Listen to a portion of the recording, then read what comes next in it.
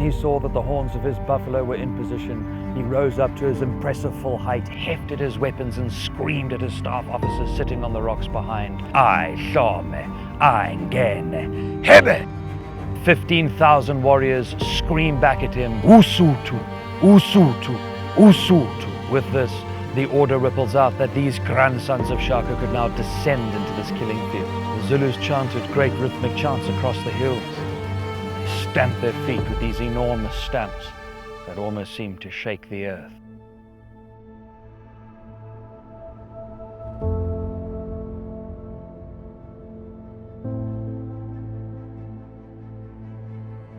What is a story?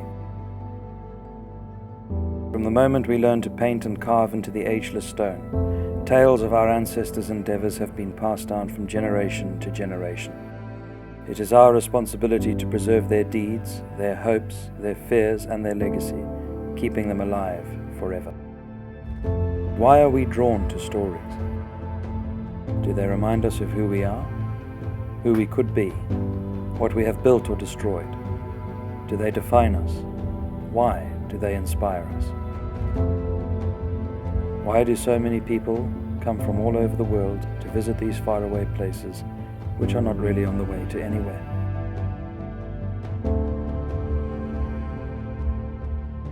I grew up in these hills, in the shadow of these battlefields.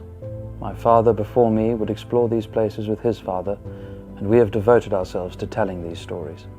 My brothers and I would accompany our father out on his expeditions to explore these fields and meet the old folk who had a story to tell. He would insist on introducing us to the old people whose fathers had participated in these great events. The names in the books become real. You almost feel like you know them somehow. These characters are larger than life.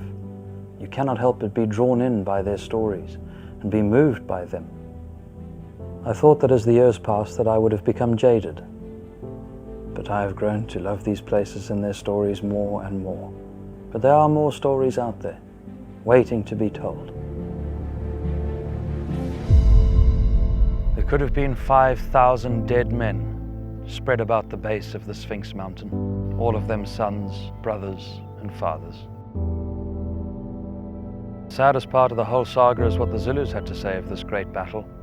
The Zulu king Rattray heard of this battle. He wailed, "Sakwaza sesweni," and Assegai had been thrust deep into the belly of the nation, for in the moment of their greatest triumph, they had sowed the seeds of their own destruction.